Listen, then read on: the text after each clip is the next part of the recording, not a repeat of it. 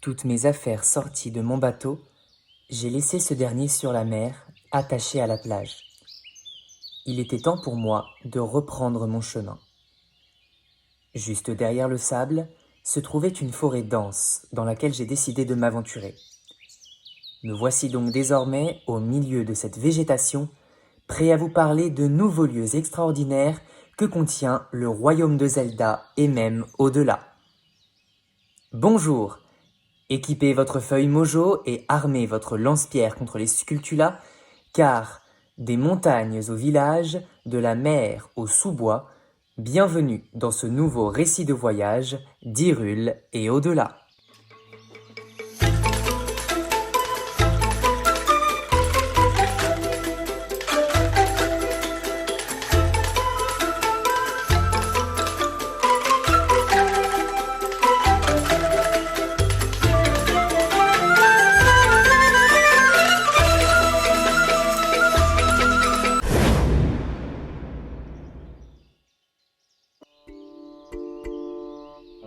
Dans les jeux Zelda, la forêt fait partie des lieux les plus représentés.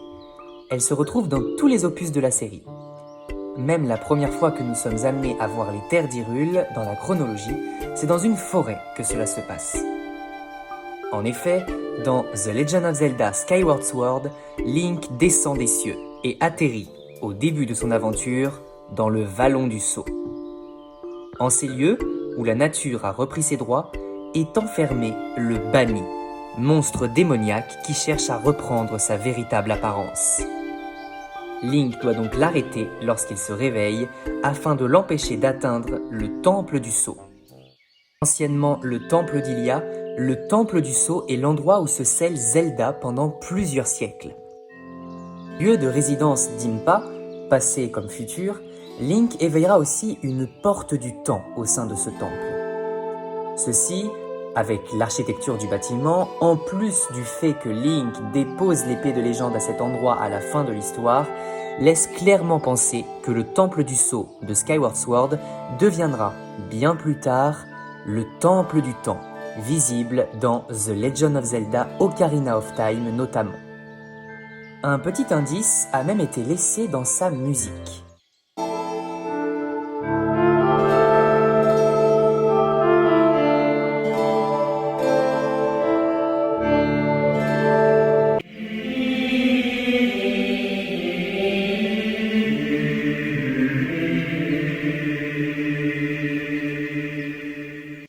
Encore des années, voire des siècles plus tard, dans la timeline de l'enfance, le Temple du Temps est de retour dans une forêt, dans The Legend of Zelda Twilight Princess. Ici, on peut observer que la bâtisse a été fortement endommagée et que, de nouveau, la nature a repris ses droits. Dans l'histoire de Twilight Princess, l'épée de légende se trouve dans ce temple également et on peut y retrouver une porte du temps. Il existe une théorie supposant que le Temple du Temps est présent dans la timeline de l'âge adulte, dans The Legend of Zelda The Wind Waker. En effet, après les événements d'Ocarina of Time, le château d'Hyrule a été totalement détruit par Ganondorf. Selon la théorie, ce même château a été rebâti autour de l'ancien Temple du Temps du même jeu pour devenir le château d'Hyrule de The Wind Waker.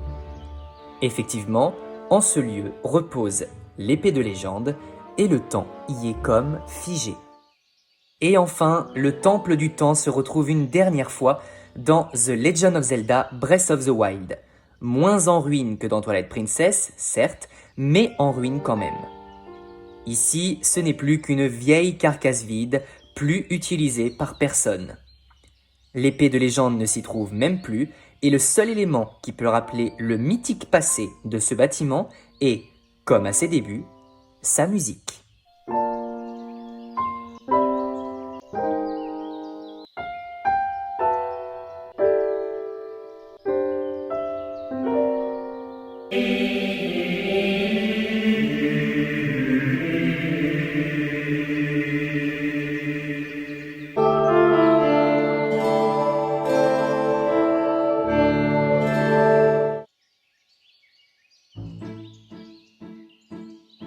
Revenons au début de la chronologie. Après avoir visité le temple du sceau, Link se met en route pour la forêt de Firon, qui tient son nom du dragon d'eau, Firon. On y découvre un environnement riche en végétation, mais aussi en champignons. C'est dans cette forêt de Firon que se trouve le tout premier donjon visitable dans la chronologie des Zelda, le temple de la contemplation. Également, Link y fera la rencontre d'une des espèces de Skyward Sword, les Tikwi. Petite anecdote, ils portent tous un nom faisant référence à un nom de plante. Basil pour le basilic, Pyrcel pour le persil, Romar pour le romarin, Jasmine pour le jasmin, Hibiscus pour l'hibiscus, et enfin Lorion pour le laurier. Cependant, ces créatures mi-animaux, mi-plantes ne seront plus jamais présentes dans aucun jeu. À moins qu'il ne soit en fait une espèce antérieure aux enfants Kokiri de Zelda Ocarina of Time. Ce peuple vit dans la forêt Kokiri, région pacifiste du royaume d'Hyrule de l'époque. Ici, tout est paisible et enfantin. Ses habitants vivent dans des maisons en forme de petits arbres et le lieu est protégé par le vénérable arbre Mojo que les Kokiri considèrent comme leur père. En parlant de la maison des Kokiri, une théorie existe à propos de l'une d'entre elles. En effet, dans le manga relatant l'histoire d'Ocarina of Time, on peut y observer la mère de Link, confiant son enfant à l'arbre Mojo juste avant de mourir. On y apprend que le corps de cette femme devient un arbre. Et, à en juger par la position de ce dernier, il est possible d'identifier le végétal comme étant la maison de Mido, le rival de Link. Plutôt ironique. Comme dit précédemment, l'arbre Mojo veille sur le peuple Kokiri. Selon une autre théorie, cet arbre serait le même que le grand arbre, trouvable dans la forêt de Firon de Skyward Sword. Un arbre grand et majestueux surplombant la zone. Certains vont même plus loin et affirment que, par un moyen encore non identifié, Lorion, le chef des Tikwi, serait parvenu à fusionner avec cet arbre géant pour continuer à veiller sur ces terres. Plusieurs arguments viennent justifier cette théorie. Tout d'abord, le fait que les habitants de la forêt, Tikwi dans Skyward Sword et Kokiri dans Ocarina of Time, appellent les deux personnages leurs vénérables. Aussi, on peut noter que Lorion et l'arbre Mojo ont des visages très similaires, notamment avec leurs grandes moustaches. Ou encore le fait que le lance-pierre est contenu dans l'arbre Mojo à l'époque d'Ocarina of Time et dans Lorion à l'époque de Skyward Sword. Quoi qu'on en pense, l'arbre Mojo finit par mourir dans la forêt Kokiri. Mais grâce à Link, devenu adulte, un bourgeon de l'arbre arrive à se développer. Et c'est probablement lui que l'on revoit dans The Legend of Zelda The Wind Waker, résidant dans ce qu'il reste de la forêt, qui n'a donc pas été recouvert par la Grande Mer, ce qu'on appelle désormais l'île aux forêts. Première chose à faire remarquer, le thème de l'extérieur de l'île aux forêts est le même que celui de la forêt Kokiri, mais en beaucoup plus lent.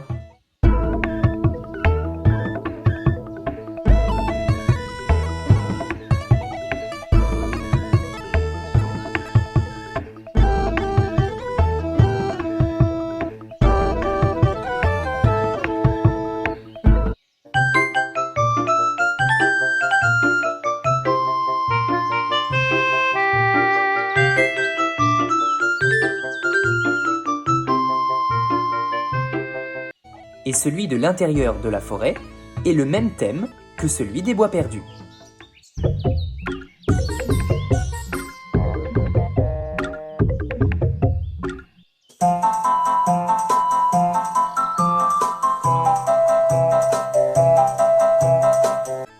Les habitants des forêts ne sont, dans ce jeu, ni des Tikwi, ni des Kokiri, mais des Korogu, petites fées des bois à l'apparence de petits arbustes portant tous un masque en forme de feuilles d'arbre.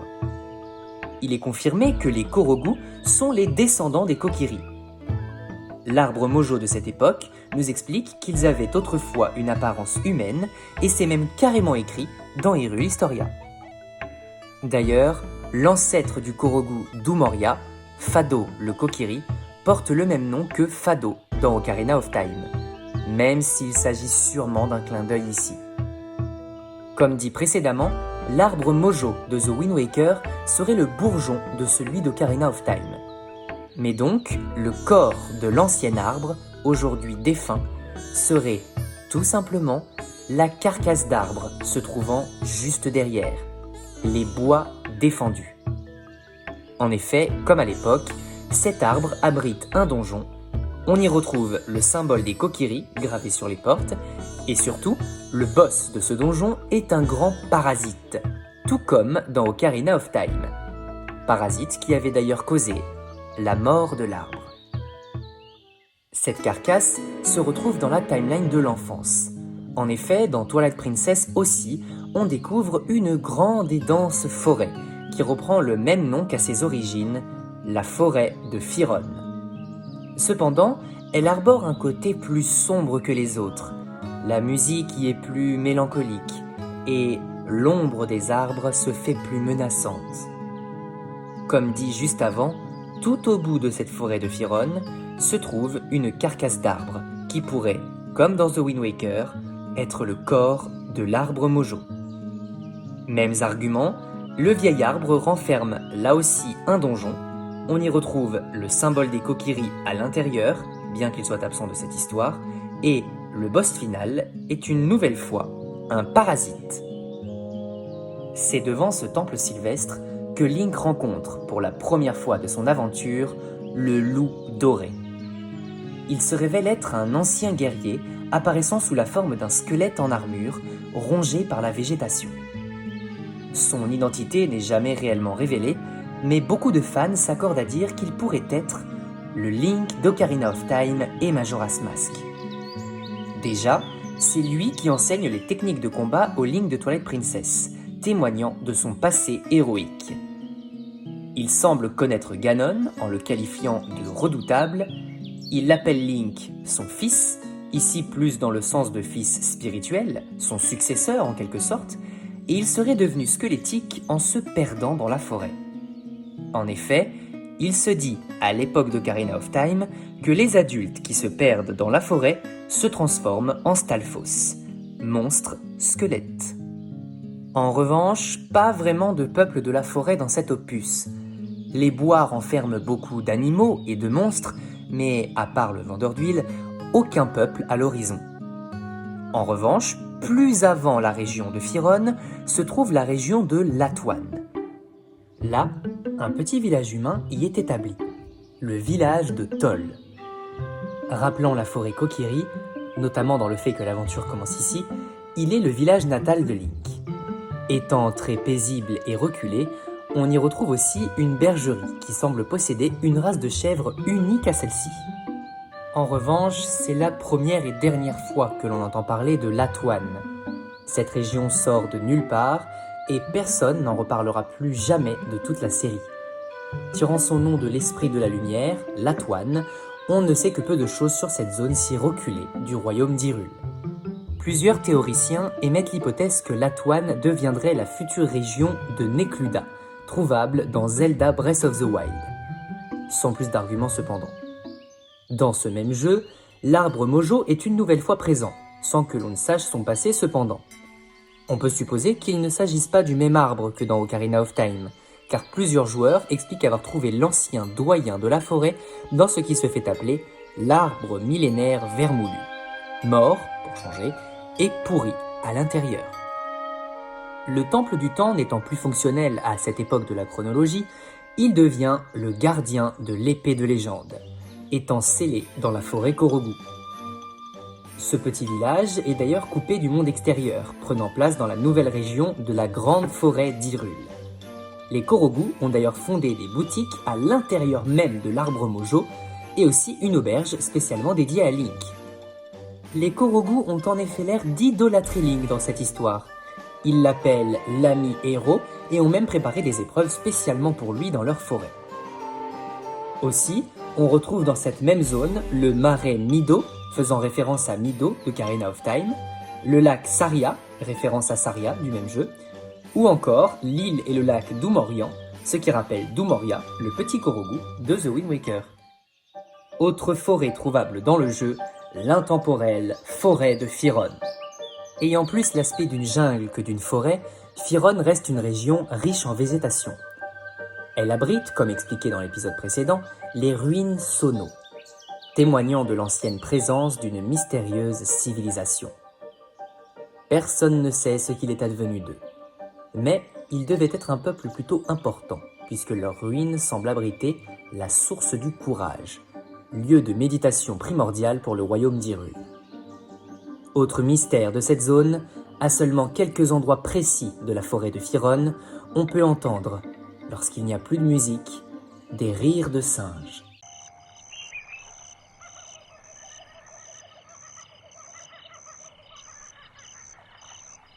Bien qu'il semble proche de Link, jamais on ne pourra voir de tels animaux, comme si, en fait, ils n'existaient pas.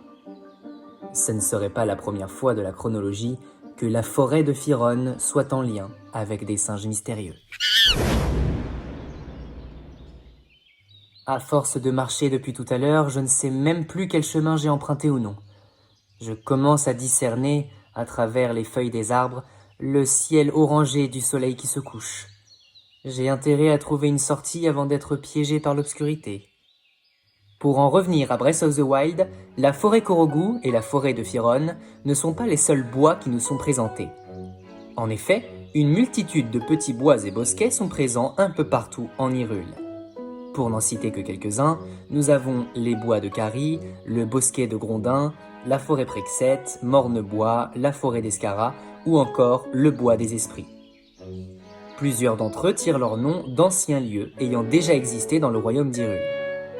Par exemple, la forêt de Tilori fait référence à la forêt de Tiloria, présente dans The Legend of Zelda The Minish Cap. Effectivement, cette forêt est un des endroits principaux de cette histoire.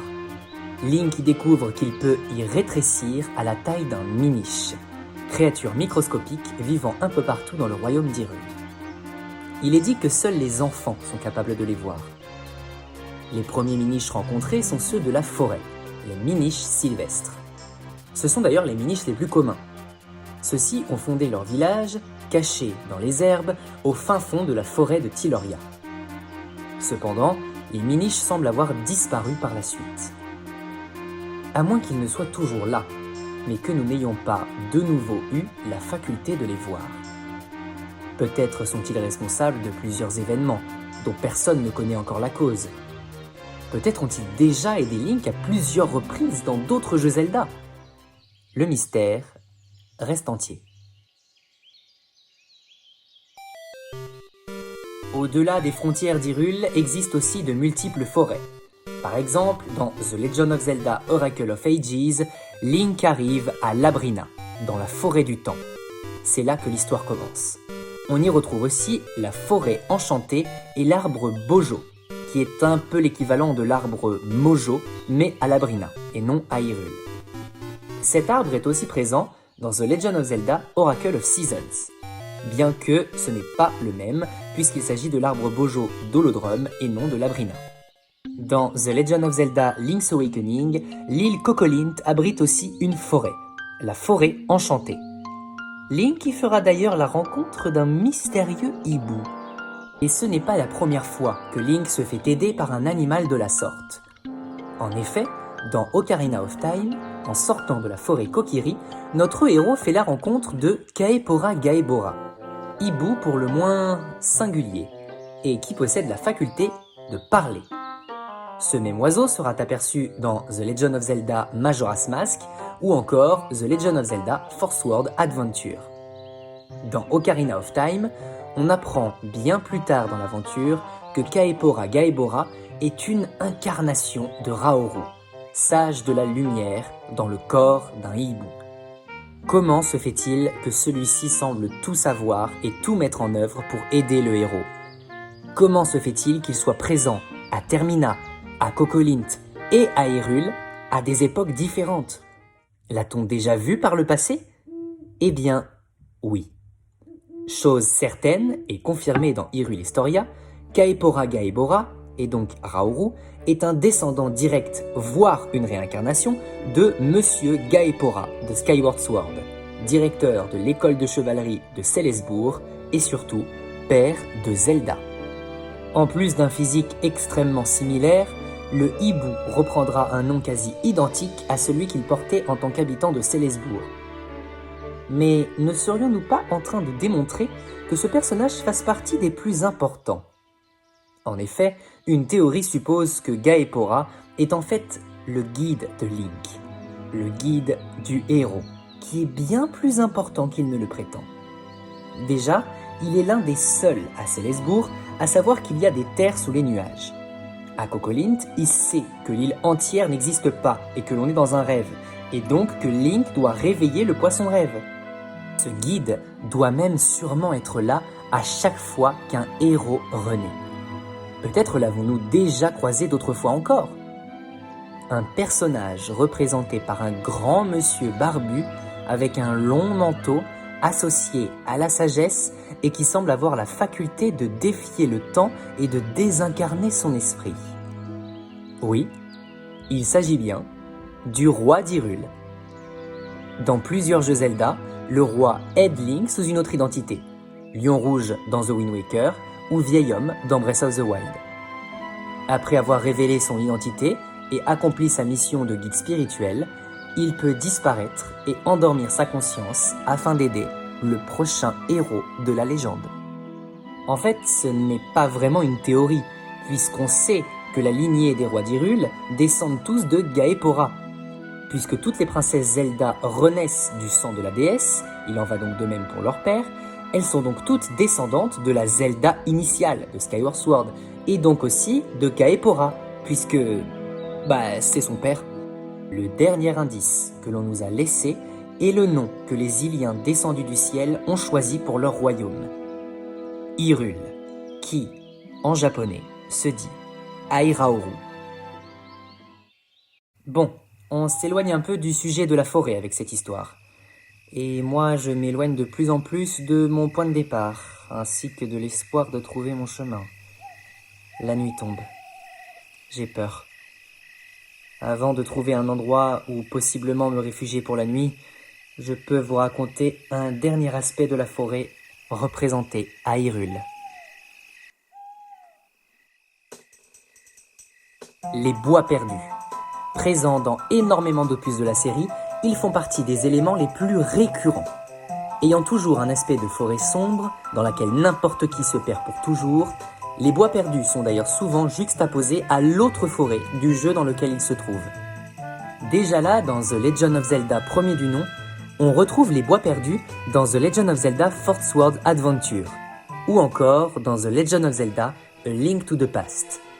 C'est d'ailleurs ici que repose l'épée de légende, dans cet endroit parallèle à la forêt des squelettes du monde des ténèbres.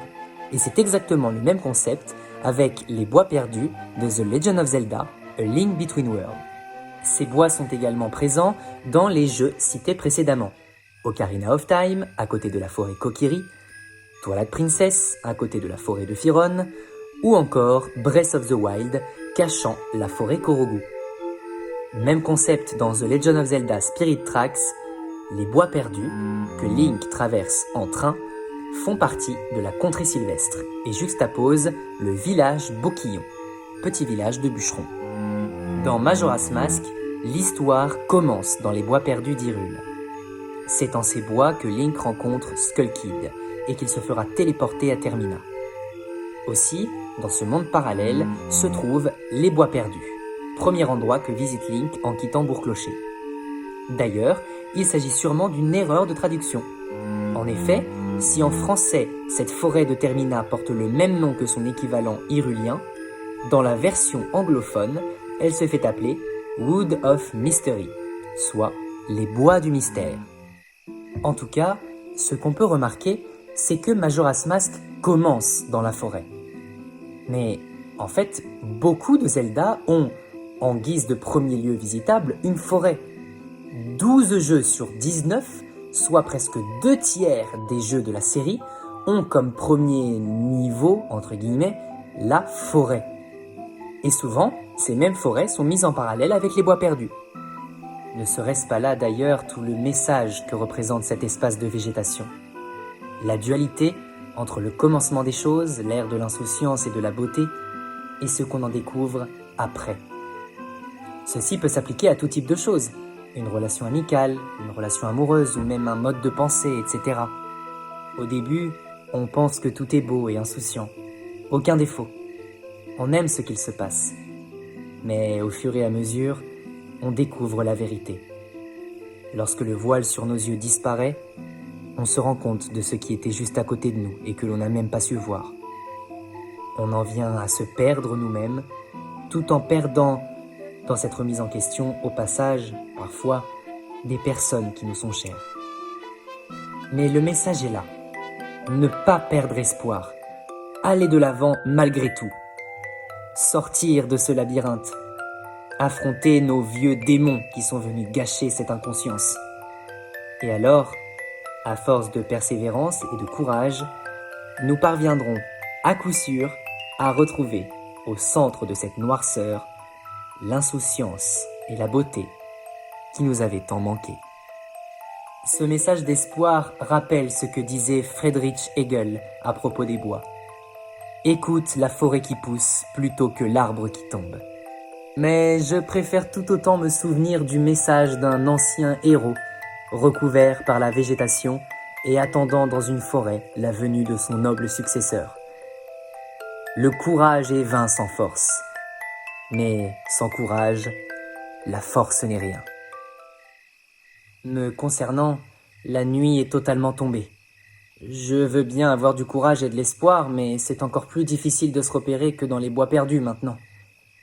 Je ne vois plus rien du tout et je sens que la nuit va être longue.